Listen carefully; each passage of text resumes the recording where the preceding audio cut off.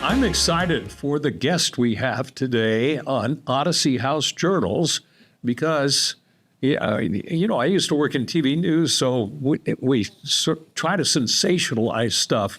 But I think it's safe to say that my guest today is indirectly responsible for hundreds and hundreds, if not thousands, of people finding sobriety and staying sober.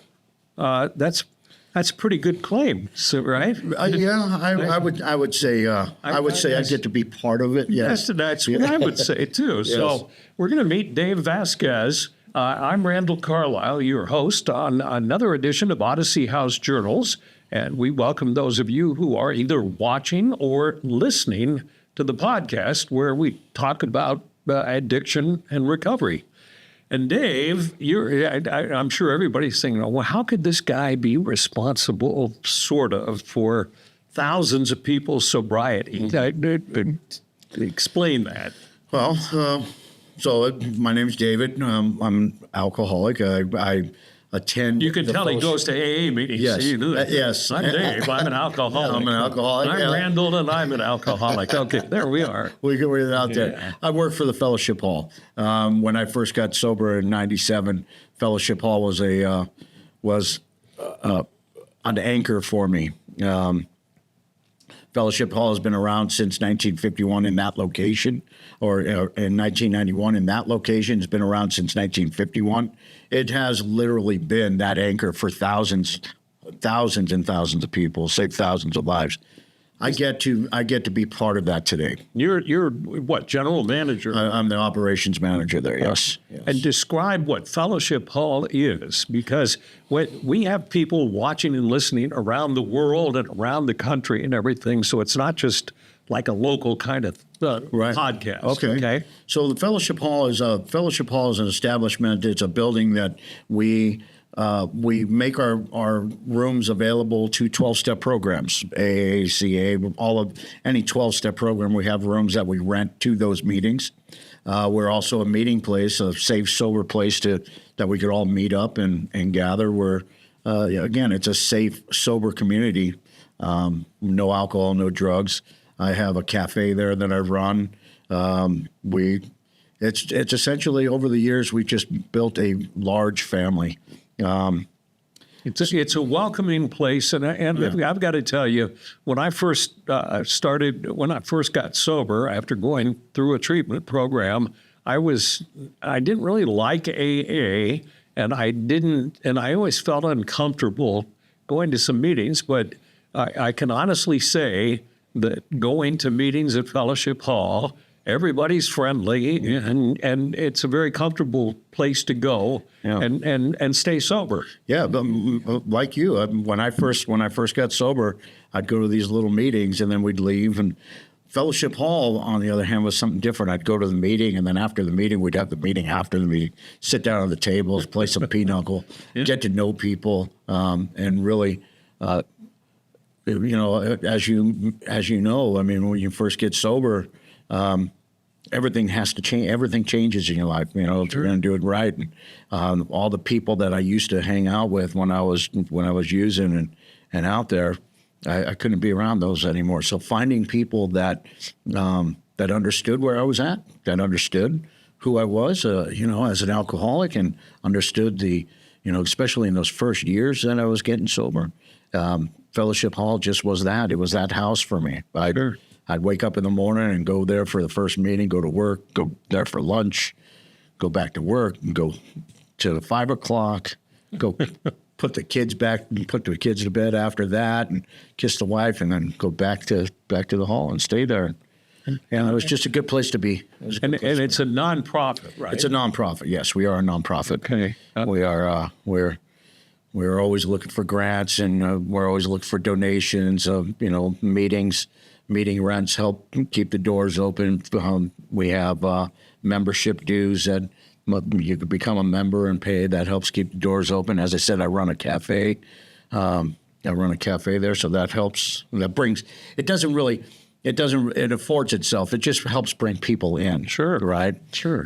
I also, we have a lot of dead time, so I fill that space with open mics, and we have concerts that go on there on the weekends. We have bingo nights on the last weekend of the month. We have a lot of things. So, I'm trying to build a place to open so the community knows what it is, because you don't have to be a recovering alcoholic to go there. No, you do not. You do not have to be a recovering alcoholic or addict or whatever. Right. No, I believe that everybody I run across, everybody I meet, is either dealing themselves with some type of addiction, or they know somebody very close to them that are dealing with some type of addiction, or someone in there that they're working with, and those individuals don't have a place to go. Right. The fellowship hall happens to sit back off the street, so you don't really see it. Right. It's hard to find the first time. It's definitely hard to find. Once you get your foot in there, then it seems like the truck just drives itself there. But I'm trying to get out there and let the community, let the world know what fellowship is, because again, it has literally saved thousands of lives over the years. It has, and I asked Dave before we started recording how many people come through weekly, and what'd you come up with? 400? 400 or 500 people a week, easy. Easy. Think about that. And the funny thing is, we have one of our most popular viewing areas is Tokyo, believe it or not. So people don't know about hi Tokyo. Hi Tokyo. But you might think that Utah wouldn't have that many people here that have a problem with addiction, be it drugs or alcohol or whatever. But if you just Google AA meetings, Salt Lake City or something, I mean, there's a list from 5 in the morning till 1 the next morning. Yes, yeah. Dozens and dozens of meetings. Dozens. So the pandemic really kind of took out the late night meetings.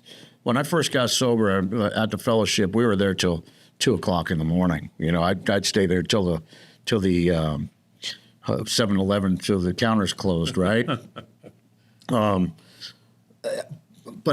since the pandemic, so far I think we only have 2 late night meetings in the whole valley at 9:15, and we've been trying to build late night meetings there again, because we had the 9:45. It was called the No Rules meeting. It was such a good meeting, and just packed at 9:45 at night. There were 50, 60 people in that meeting, if not more. And then the 11:15, that was the same. It was very strong.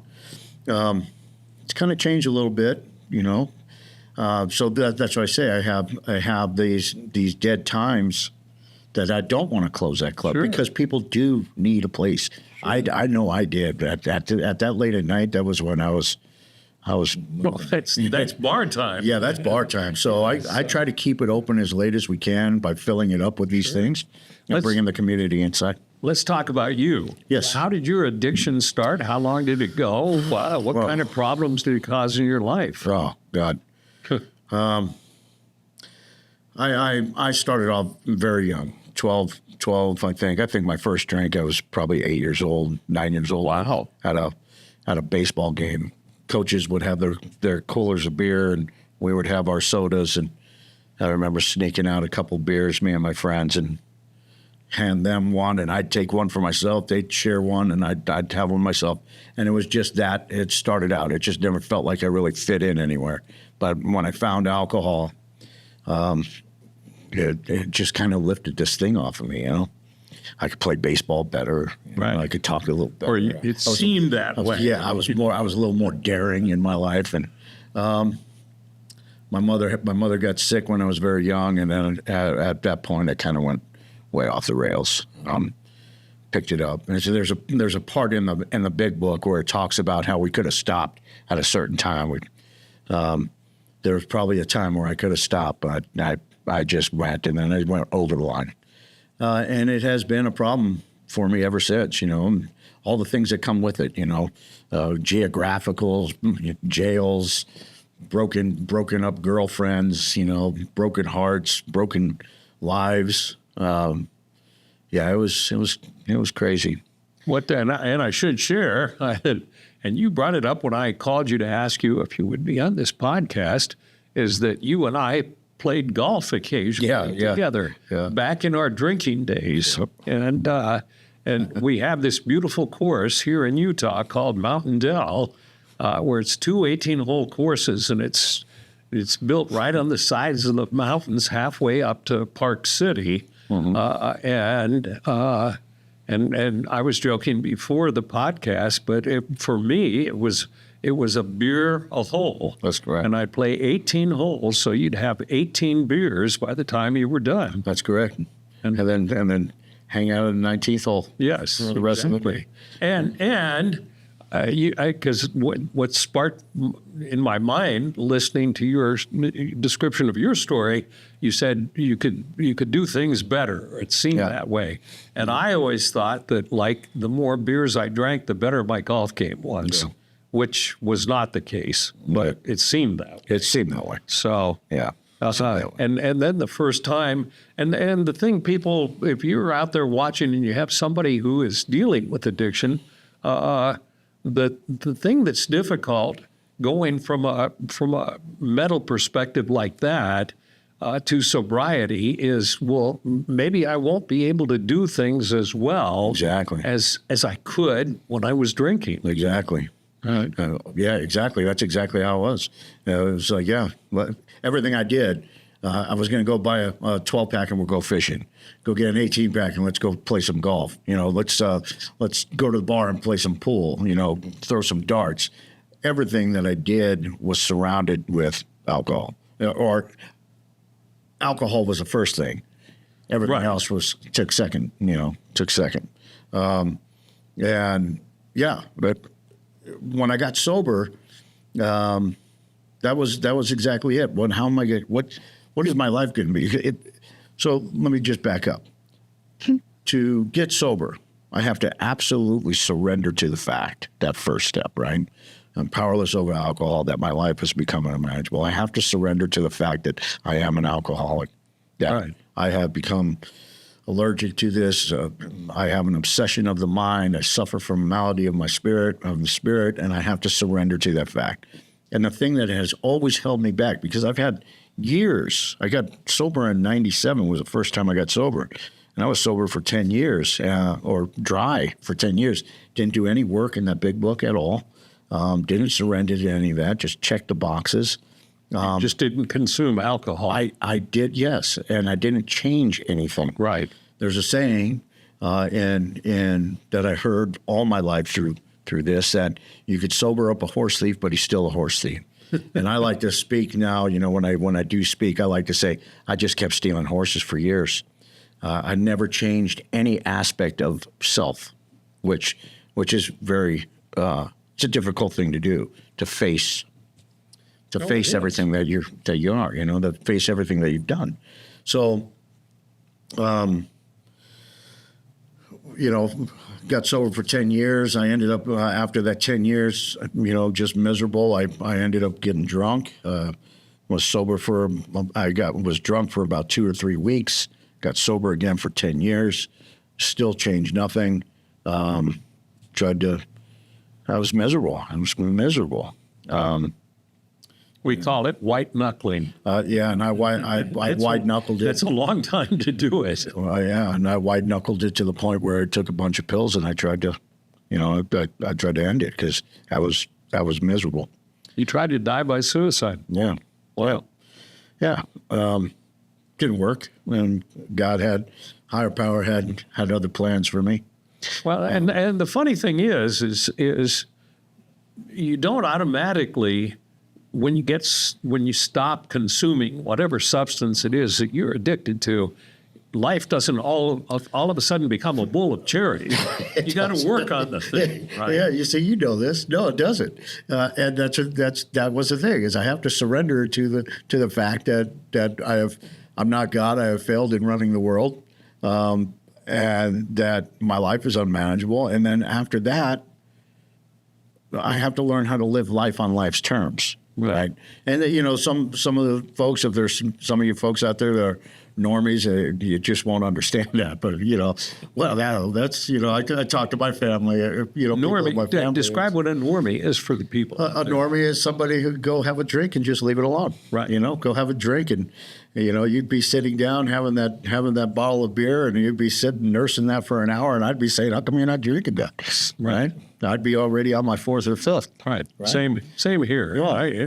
My last wife, if we went out to dinner, she would. I mean, I had stopped drinking by that time, I hadn't, because if she had a glass of wine and she had a little left in it, and we were going to leave the restaurant, I'd say, "Are you going to drink that?"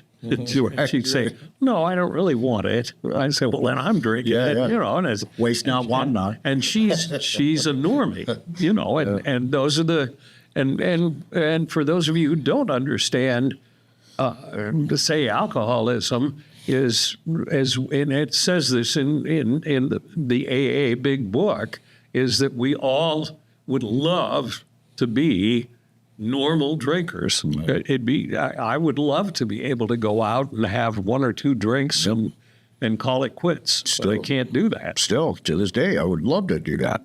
It just doesn't work for me. I have fully bought into the fact that I am an alcoholic, and once I put it in my system, I'm going downtown from there. You know. And I wonder why that is. I mean, because the last time I relapsed was 14 years ago. And I remember it so well, I said to myself, my alcoholic brain said, you know, you've been sober for 9 months. You can probably have a beer or two. Yeah. And I remember going to the bar and having a beer or two. And then my mind saying, well, you're okay. You can have a couple more. Yep. And it just kept going. And that's the way my mind works. And that's how it was for me after 10 years. After 10 years, after 10 years, I don't know. In the Big Book, there's a chapter more about alcoholism, and it talks about a guy who goes out to the countryside to go sell a car, and he has a little whiskey and milk, right? And because he'd eaten it on a full stomach, but he ends up after a while, after that day, he ends up back in the asylum. Me, it was the same thing. I've been sober for 10 years, and I cooked with wine. So I took the cork out and I smelled that wine and put it back in. About a half hour later, I'm back in the kitchen and put a little water and, put a little wine with a lot of water.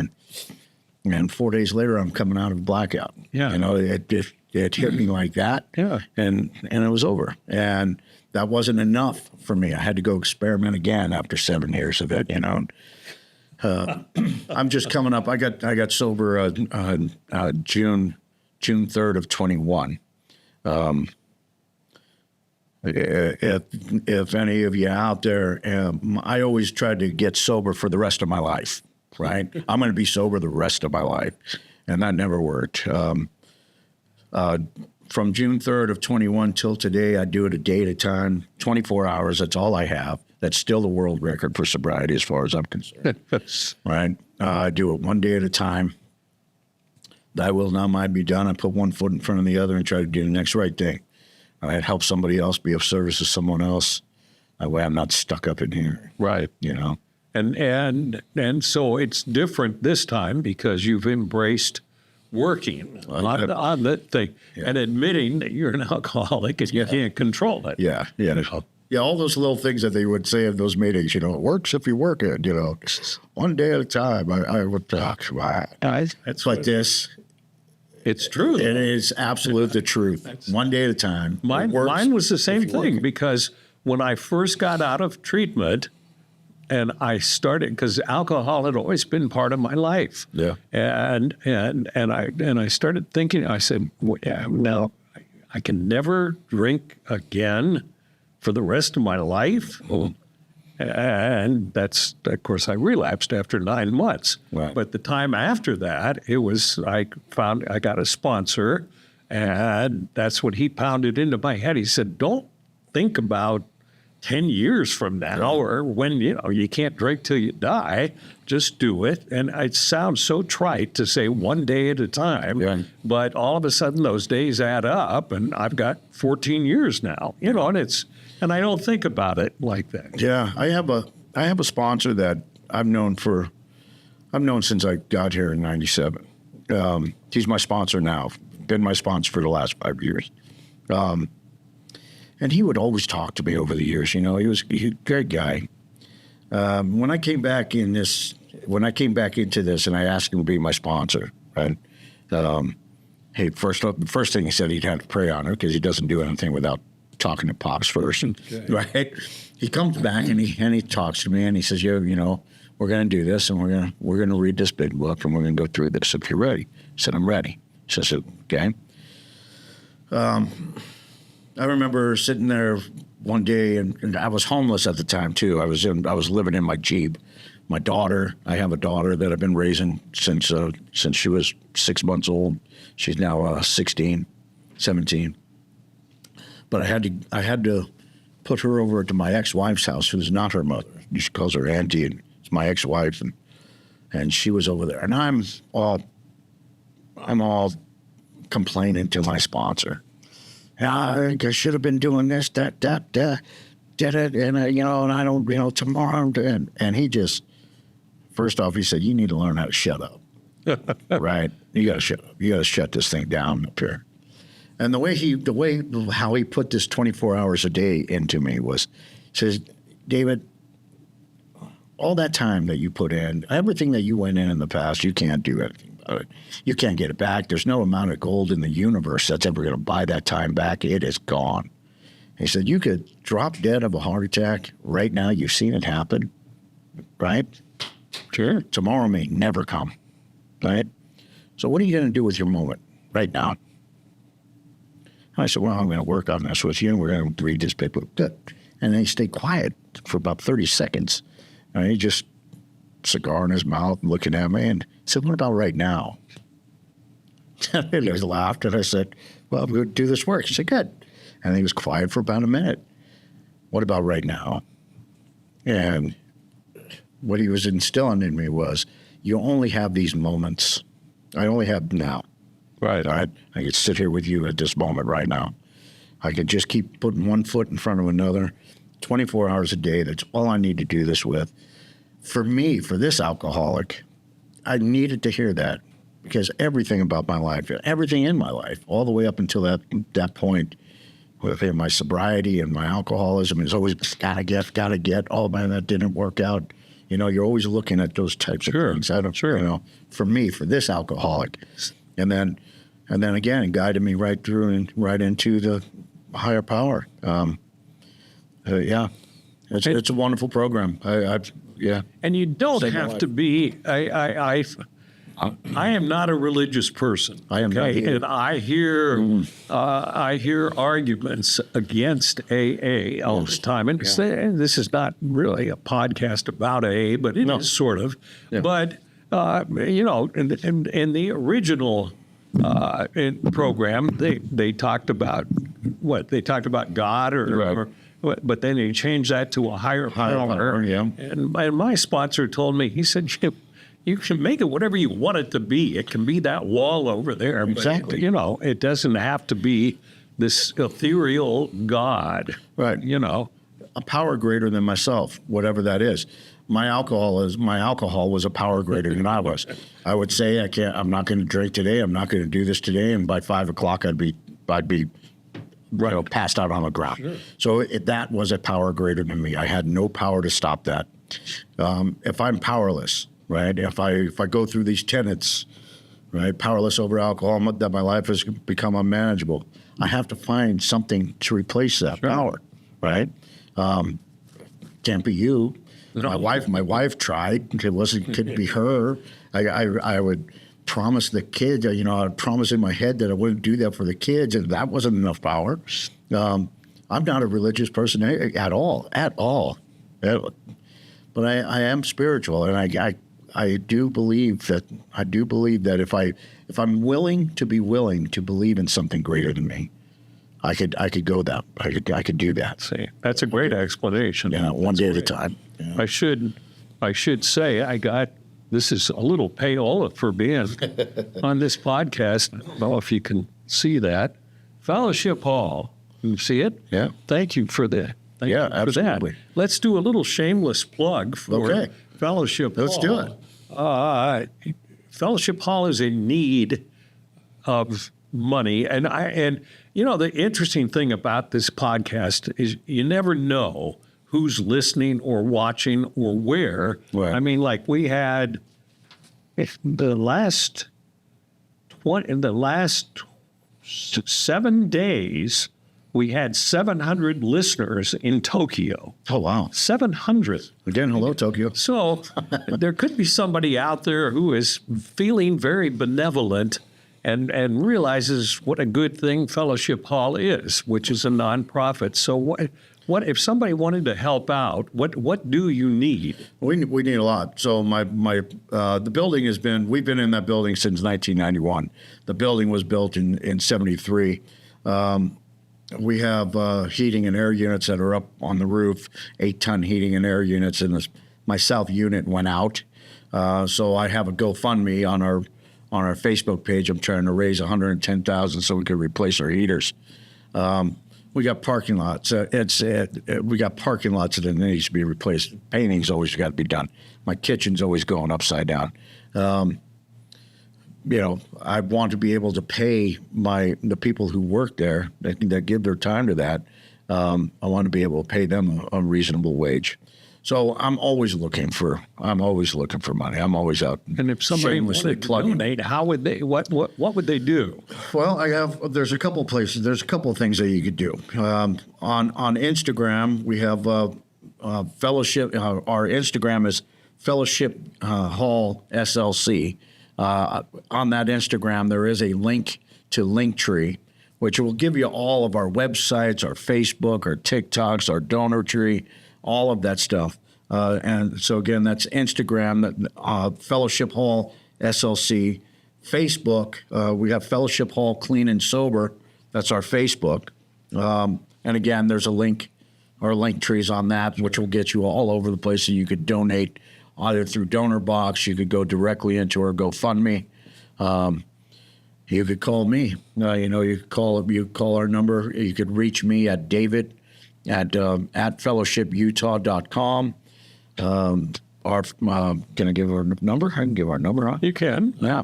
Our number is 801-485-4451. There's always somebody there to answer. If they don't answer, they will be calling you right back. And that is not just, so you know, just for this plug. That is, we answer that phone. There's sometimes that phone will ring, and there's people that are just absolutely hurting. They have nowhere to go. Call us for 801-485-4451. We'll always call you back. We'll direct you to the place that you need to go. Come be part of the family. Well, I mean, who knows? You never know when somebody might do something like that. Are you compare? I mean, I had a lot of yuck fun times getting drunk throughout the years.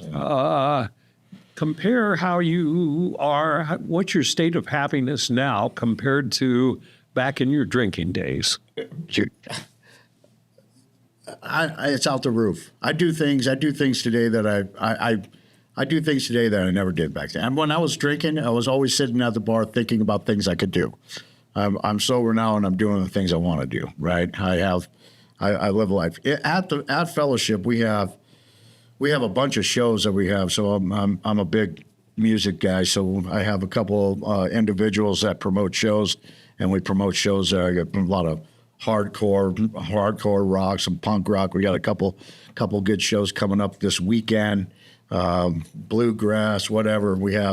I have an open mic that's tonight. Me and a man by the name of Sean Baker, who's an open mic guy all over the valley. We have an open mic tonight. That's the second and fourth Wednesday of every month. We have karaoke first Saturday of every month. Then we're out of time. Okay. All right. Yeah. Fellowship Hall. Fellowship Hall. Fellowship Hall. And Dave is the operations manager. Thank you very much. Thank you, Brian. I appreciate you. Thanks for sharing. Yeah. And I'll see you on the golf course maybe sometime again. Thank you, sir. Thank you. And thank you for watching or listening to another edition of Odyssey House Journals.